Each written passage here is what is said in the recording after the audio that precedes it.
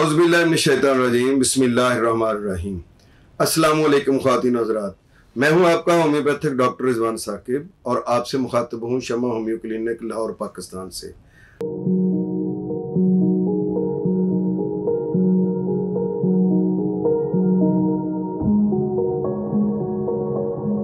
आइए आज बात करते हैं कि शुगर से क्या कॉम्प्लिकेशंस पैदा होती हैं या शुगर से होने वाली जो पेचीदगियां हैं वो क्या है।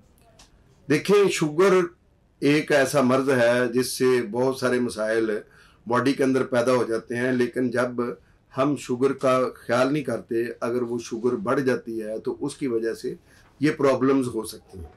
तो अब शुगर से पैदा होने वाली पेचीदगियों में सबसे पहली बात तो ये है कि हमारी स्किन जो है उसके बाज़ हिस्से जो है वो नाजुक हिस्से जो हैं वो ब्लैक होना शुरू हो जाते हैं। मसलन ये गर्दन का इर्द गिर्द का हिस्सा है वो ब्लैक होता है, फिर हमारे जो आर्म पैट हैं उनका जो एरिया है वो ब्लैक होना शुरू हो जाता है, जो प्राइवेट पार्ट्स हैं उनके इर्द गिर्द का हिस्सा जो है वो ब्लैक होना शुरू हो जाता है।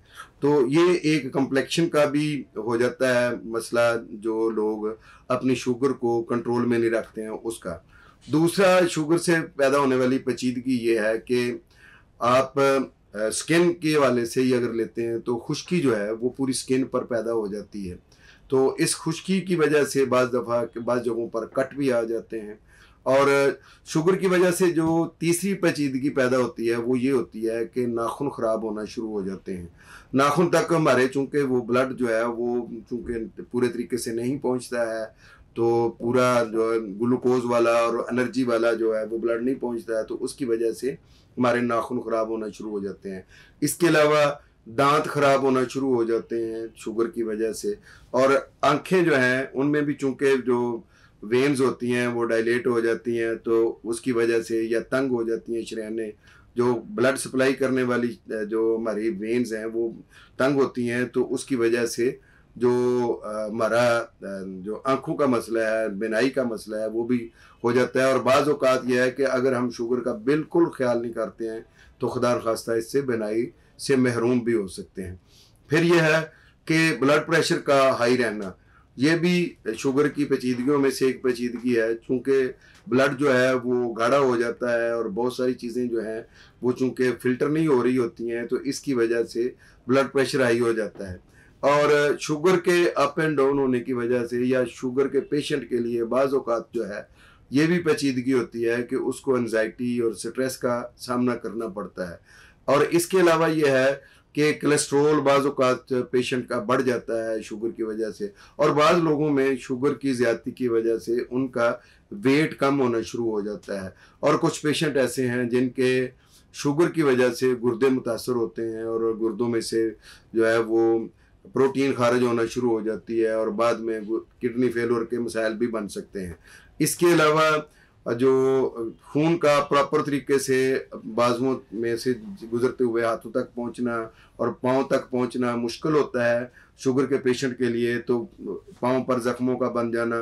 और पाँव पर ज़ख्मों के बनने की 2-3 वजूहात हैं। पहली बात तो यह है कि चूँकि वहाँ प्रॉपर ब्लड सर्कुलेशन नहीं हो रही होती, हार्ट से थोड़ा दूर होते हैं, इसकी वजह से वहाँ पे जो है वो ज़ख्म बन जाते हैं। और दूसरी बात यह है कि ज़ख्म जल्दी ठीक भी नहीं होते हैं, क्योंकि ठीक भी तो ज़ाहिर है ब्लड की सर्कुलेशन से ही होने हैं। ताज़ा ब्लड आएगा और उसके अंदर जो सेल्स हैं वो वहाँ पे जो ज़ख्म है उसके जरासीमों को वो मारेंगे तो वो ज़ख्म ठीक हो जाएगा। तो वो चूँकि वो प्रोसेस नहीं होता, और अगर कोई हम टैबलेट भी खाते हैं तो वो जल्दी वहाँ पर असर नहीं करती हैं, क्योंकि टैबलेट का जो उसका फंक्शन है वो भी तो ब्लड के ज़रिए वहाँ तक पहुँचना है, तो इसलिए ये भी होता है। दूसरी बात यह है कि चूँकि वहाँ पे हसासियत नहीं होती है, वहाँ पे नमनेस होती है, सुन्न होती है वो जगह, और उस जगह पर हमें कोई चीज़ महसूस नहीं होती है। तो ज़ख्म अगर हो भी गया है, फ़र्ज़ किया अगर वहाँ पे कोई कट लग गया है या कोई नाखून ख़राब हो गया है, तो हमें पता ही नहीं चलता है बहुत देर तक, क्योंकि वहाँ पे दर्द की फीलिंग ही नहीं होती है। दर्द भी एक बहुत बड़ी नेमत है। तो दर्द से हमें ये पता चलता है कि हमारा कोई उस जो है वो बीमार है या वो डिस्टर्ब है। तो जब हमें दर्द ही नहीं होगी तो हम उसकी केयर कैसे कर सकेंगे। तो इस हवाले से यह है कि वो हाँ चूँकि ये पता नहीं चलता, तो बाज़ औक़ात यह है कि वो ज़ख्म पाँव का ख़ास तौर पर जो होता है वो ठीक नहीं होता, और बाज़ औक़ात खून की प्रॉपर सप्लाई ना होने की वजह से वहाँ पर कोई गैंग्रीन बनने का खदशा भी होता है। और बाज़ औक़ात फिर यह है कि वो उस जो है जहाँ पे गैंग्रीन बन जाए तो डॉक्टर कहते हैं कि इसको जो है ना वो काट दिया जाए या इसको बॉडी से, जिस्म से अलहदा कर दिया जाए। इसके अलावा ब्लड प्रेशर का मैंने आपको बता दिया है, और फालिज का खदशा हो सकता है, डीवीटी का हो सकता है, चूँकि नालियों में खून जो है वो मुश्किल से गुजरता है तो फिर डीप वेन थ्रोब जो है उसका खदशा हो सकता है। और शुगर के मैं आपको बता रहा हूँ कि इसकी पेचीदगियाँ जो हैं उसमें नींद का ना आना भी एक पेचीदगी है कि बाज़ औक़ात बंदे को नींद ही नहीं आती है। बाज़ औक़ात यह है कि थकावट बहुत ज़्यादा हो जाती है, ये भी इसके मसाइल में से है।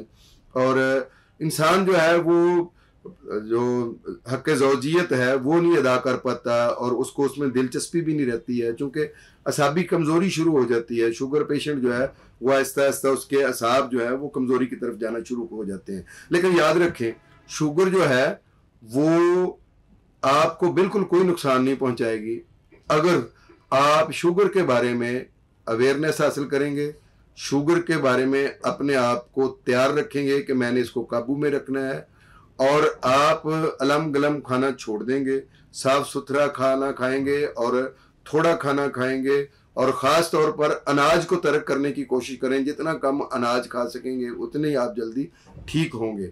और इसके अलावा ये है कि आप ये स्मोकिंग है, अल्कोहल है और ये वो इस तरह की चीज़ें या ये सॉफ्ट ड्रिंक्स हैं, इनको बिल्कुल जो है ना वो ख़त्म कर दें अपनी ज़िंदगी से।